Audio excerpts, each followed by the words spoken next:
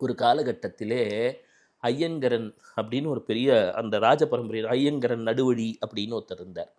அப்புறம் அவருடைய மனைவி இருந்தாங்க.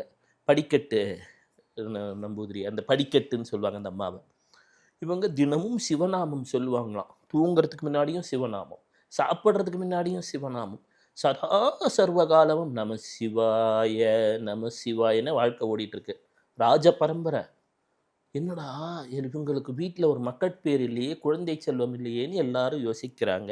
நாட்டு மக்களையே குழந்தைகளாக கருதுகிறார்கள். எல்லோருக்கும் வேண்டியதை செய்கிறார்கள். அந்த காலத்தில் தம்புரான் தம்புராட்டின்லாம் ம். சொல்லுவாங்க. இந்த நடுவழி என்னாச்சுன்னா, அந்த ஐயன்கரன் ஒரு நாள் சிவ வழிபாடு செய்துவிட்டு படிக்கட்டிலே இருக்கிறார். அந்த அம்மாவுக்கு ஒரு கனவு வருது, படிக்கட்டு அம்மாவுக்கு. சிவபெருமான் சொல்லிட்டார், நானே உனக்கு மகனா வந்துடுறேம்மா, நீ எங்கேயும் போய் டோன்ட் ஃபீல் அப்படின்னுட்டார். இந்த கதையை கேட்குறவங்களுக்கும் மகனாக இருந்து காப்பாற்ற போகிறார். உடனே சொல்லிட்டார், நான் பார்த்துக்கிறேன். அந்த அம்மா தூங்கிட்டு இருக்கிறது. சரி, மறுநாள் காலையில் அப்படியே புதுசு போகிறாங்க அந்த அம்மா. படிக்கட்டு அம்மா அந்த குளத்துக்கரைக்கு போகும்போது ஒரு குழந்தை அம்மா அப்படின்னுது. அதை பார்த்த உடனே உங்களுக்கு ஒரு ஃபீல் ஆகிடுது. இந்த அவங்களுக்கு அவங்களோட கூட வந்த ஃப்ரெண்ட்ஸ் எல்லாம் எடுத்து இவங்க எடுத்து அதை வளர்க்க ஆரம்பிக்கிறாங்க. அரண்மனை வாசத்தில் இருந்தாலும் சிவபெருமான் இல்லையா, ஏழை எளியவர்களுக்கு தான் உதவுவார். மக்களோட மக்களாக பழகிறார். எல்லாரும் யோசிக்கிறாங்க, என்னையா இவன் அரண்மனை வாசி, நம்மளோட வரான், நம்மளோட பேசுகிறான், என்ன அப்படின்னும்பொழுது மக்கள் தருவதை உண்பார். அவங்க ம். வீட்டில் அசைவ படைகள் இருந்தாலும் ஏற்றுக்கொள்வார்.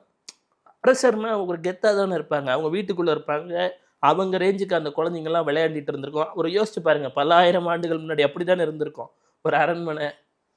கூட இருக்கிற மந்திரி எல்லாம் சொல்கிறாங்க, என்னங்க உங்கள் பையன் எல்லாரோடையும் ஃப்ரெண்ட்லியாக பழகுறான், மக்களோட பிரச்சனையை கேட்குறான், குடிசைகளில் தான் வசிக்கிறான், அதே போல் உங்கள் பையன் வந்து அசைவ படையிலும் நல்லா கொடுத்தா வாங்கி சாப்பிட்றான், உடனே சுற்றியும் நாய்கள் இருக்கிறது, இயல்பாக இருக்கிறார், எந்த வித ஒரு படோடோபமெல்லாம் இல்லை, பந்தா இல்லை, இவரை என்னங்க இப்படி ஒரு அரசனுக்குரிய இதோட வளர்க்கணுங்க